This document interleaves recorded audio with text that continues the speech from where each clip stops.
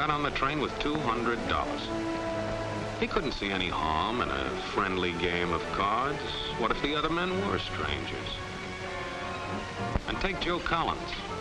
He's got a nice wife at home. But he met this girl at the bar, and she looked, after the first couple of drinks.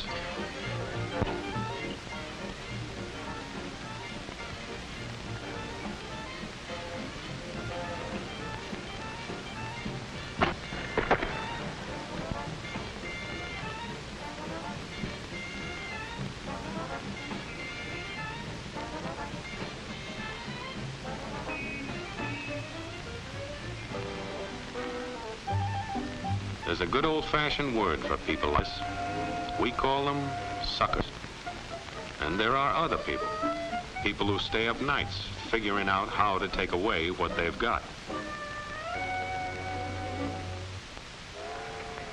There are all kinds of games. Mike here, for instance. He's got everything in me. He's young, he's healthy, got a job. And he's got plenty of food. Big factories to make things a man can use. Big cities to do the business of a big company. And people, lots of people. Enough to work the farm and build the factories, dig the mines, and run the business. All kinds of people. People from different countries with different religions, different colored skins. Free people. They can live together and work together and build America together because they're free. Free to vote, to say what they please, go to their own churches, to pick their own jobs.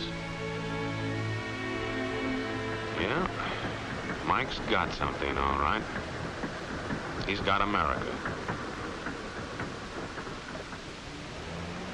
But there are guys who stay up nights figuring out how to take that away from him. I happen to know the facts. Now, friends, I'm just an average American. But I'm an American. And some of the things I see in this country of ours make my blood boil.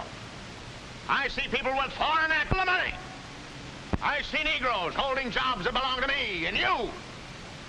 Now, I ask you, if we allow this thing to go on, what's going to become of us real Americans? I've heard this kind of talk before, but I never expected to hear it in America. This fellow seems to know what he's talking about. What are we real Americans going to do about it? You'll find it right here in this little pamphlet. The truth about Negroes and foreigners. The truth about the Catholic Church. Do you believe in that kind of talk? That all makes pretty good sense to me. And I tell you, friends, we'll never be able to call this country our own until it's a country without. Without what? Yeah, without what? Without Negroes. Without alien foreigners. Without Catholics. Without Freemasons. You know these people. What's wrong with the Masons? I'm a Mason. Hey, that fellow's talking about me. And that makes a difference, doesn't it? These are your enemies. These are the people who are trying to take over our country. Now you know them. You know what they stand for. And it's up to you and me to fight them. Fight them and destroy them before they destroy us. Thank you.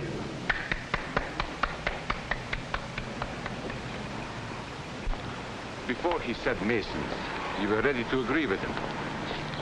Well, yes, but he was talking about... What about those other people?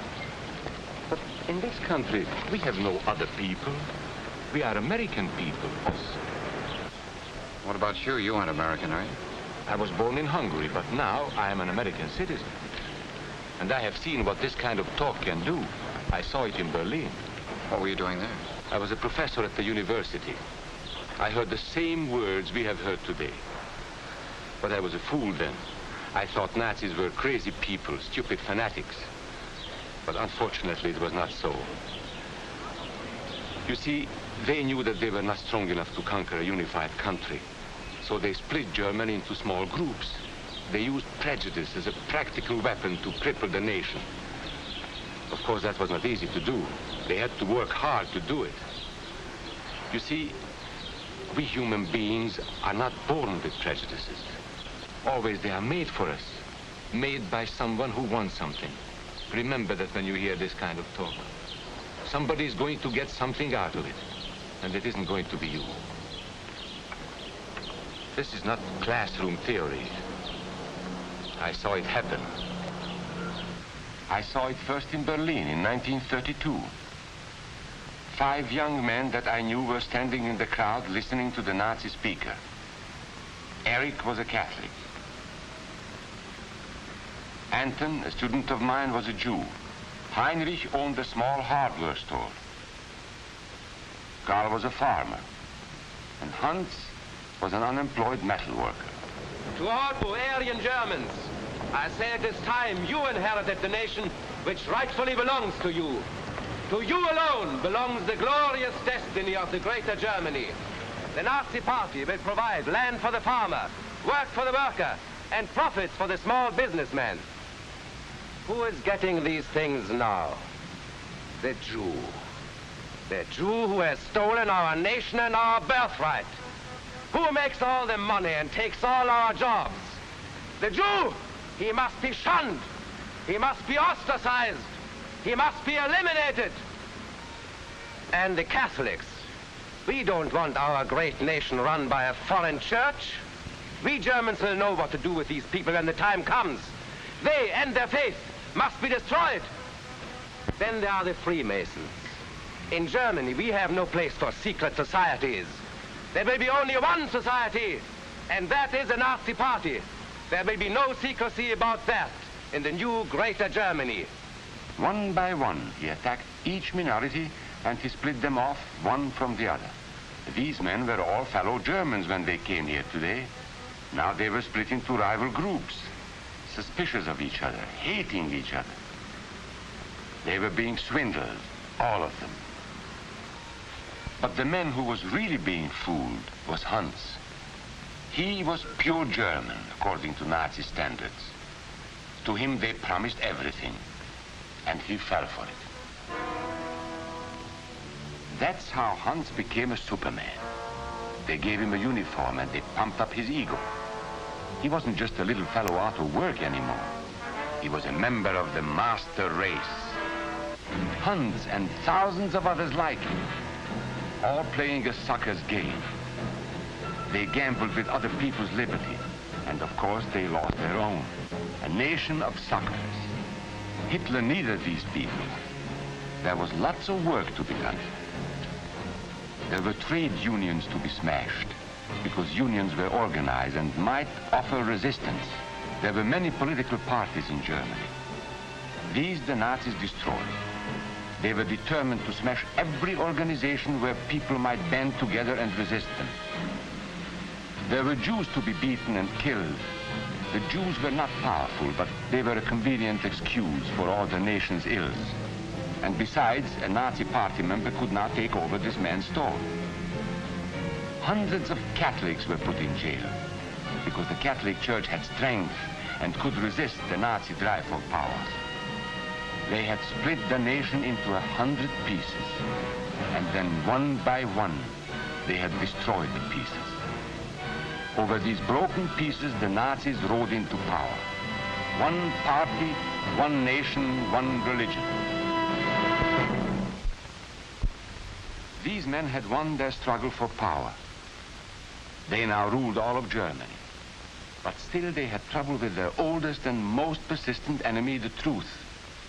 They found that truth does not die easily, and so they decided to abolish truth. One great source of truth is literature, so they burned books, 20 million of them. Many great men in Germany who were spokesmen for truth were jailed or driven from their country. Teachers, writers, scientists. Education was discouraged. In 5 years, college attendance dropped 53%. It was forbidden to listen to a British radio program or read an American newspaper. In Nazi Germany, you had to get your information from Dr. Goebbels. He knew what was best for you. The church was one force in Germany still strong enough to proclaim the truth in public. This Catholic priest was arrested the following day on charges of immorality. The Protestant church also continued to try and fight for truth. The Nazis put this man in a concentration camp. There were others who spoke for truth, and I am proud to say that educators were among them. And what, may I ask, is an Aryan? I don't know myself. But let us see what our present so-called authorities have to say about it. They say he is tall,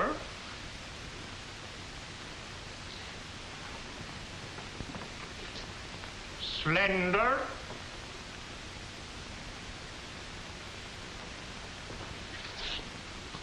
blue-eyed,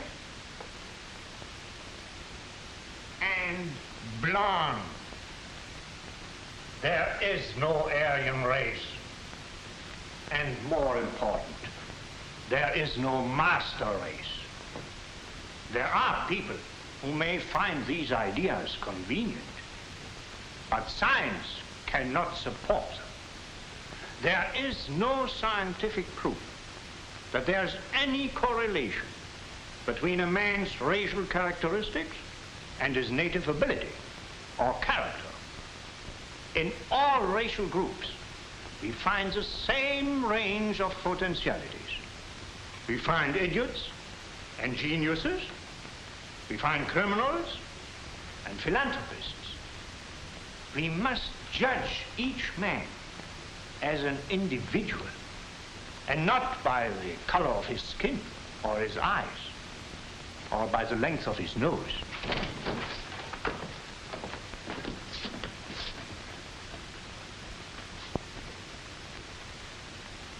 Come in, gentlemen. It's comfortable. And remember that there is no master race. That is a scientific truth. Anyone who tells you otherwise is lying.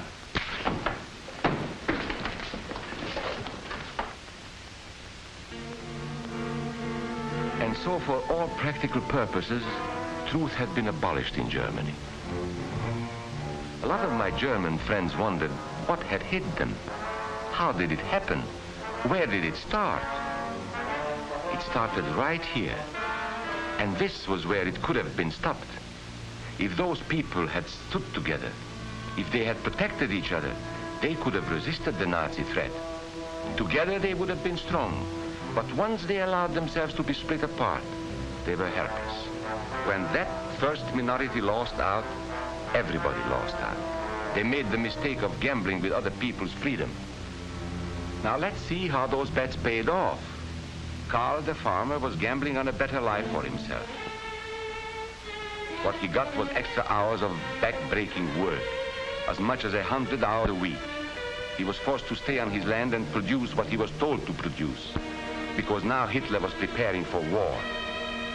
For Heinrich, who owned a hardware store, the bet didn't pay off either. 104,000 small businesses were closed in 2 years. And for Hans, conditions hadn't improved any. He had a job now in the munitions factory, but he worked long hours for little pay. The working conditions grew increasingly bad. And even though he didn't like the job, he wasn't permitted to leave it. And when Hitler decided the time was right, Germany went to war. Not by declaring war, but by a carefully prepared sneak attack. Once again, Hitler needed Hans to do his dirty work. Hans was an expert at brutality this time, and Hitler had decided to use Hans and his brutality against other peoples, the Czechs, the Poles, the French, the Russians. But in the crucial test of war, Hitler's race theories didn't pay off. His pure-blooded supermen were defeated by the mongrel armies he despised. By the British of El Alamein.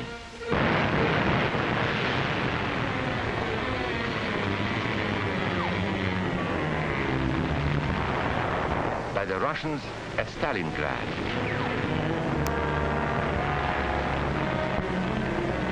Then on D-Day by American soldiers of every color and religion, who smashed across the Normandy beaches and drove on through to the heart of Germany.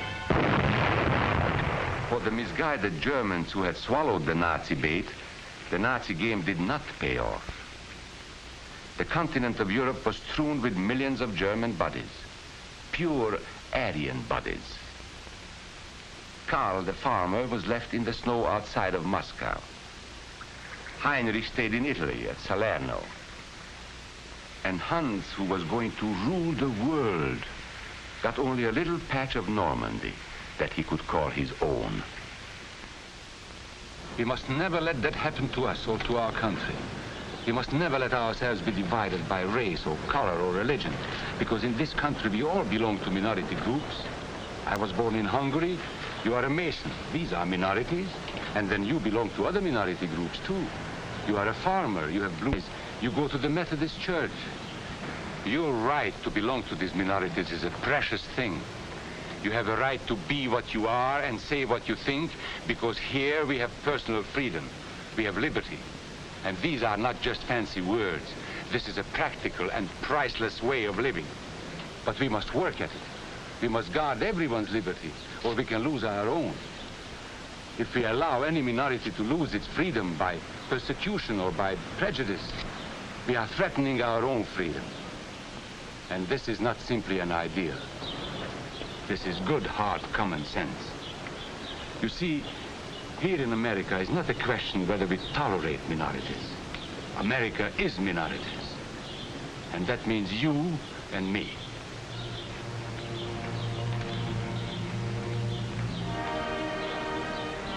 So let's not be suckers. We must not allow the freedom or dignity of any man to be threatened by any act or word. Let's be selfish about it. Let's forget about we and they. Let's think about us.